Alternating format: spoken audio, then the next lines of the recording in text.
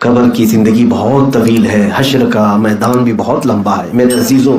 قبر میں جانے کے بعد آپ کو پتہ ہے کتنے سال سونا ہے، کتنے سال حساب کتاب کر کے بیٹھے ہوں، یا جن مردوں کو ہم دفن کر کے آئے ہیں وہ کتنے سال ابھی سوئیں گے۔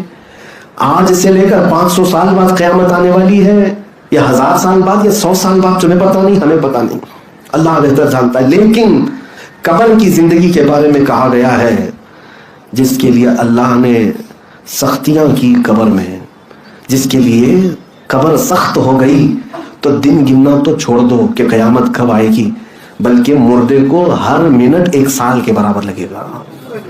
قبر کی زندگی میں ہر 1 منٹ اسے 1 سال کے برابر لگے گا اگر سختیاں شروع ہو گئی۔ اور اگر رب تعالیٰ نے رحم کر دیا مردے پر، میت پر، تو فرمایا گیا کہ قیامت کب آئے گی اسے پتہ بھی نہیں چلے گا، بلکہ سور پھونکا جائے گا اور مردے کو اٹھایا جائے گا۔ جب سب کھڑے ہو رہے ہوں گے وہ پوچھ رہا ہوگا ابھی کل تو میرے گھر والوں نے دفن کیا تھا، آج قیامت آ گئی۔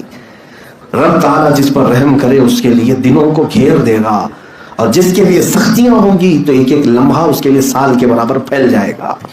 اسی لیے ڈرو، اور محبت کرنے والی، محبت کے لائق اور مستحق ذات وہی ہے جو کبھی فنا نہیں، اللہ رب العزت کی ذات، جس نے ہمیں پیدا کیا، جو ہمیں پال رہا ہے، جو ہمیں مفت سانسیں دے رہا ہے۔ کیا وہ ذات محبت کی مستحق نہیں؟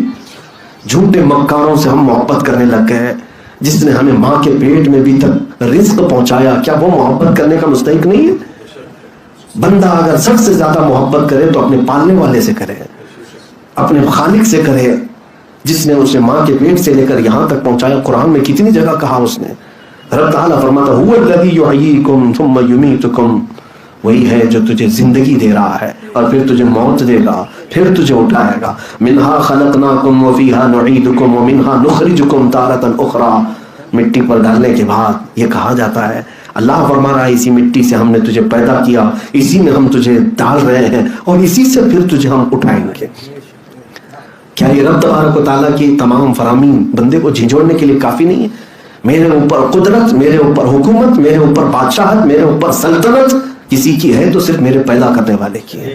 تو پھر محبت بھی اسی کو زیب دیتی ہے، محبت بھی اسی سے کی جائے، اور جو مولا ہم کو پالنے والا، ہم کو پیدا کرنے والا، اس سے محبت کرنا پہلا درجہ بنتا ہے، اور پھر دوسرے درجے پر وہ رب جس سے محبت کر رہا ہے، اس رسول سے محبت کرنا بھی ہمارے لیے شان ہے۔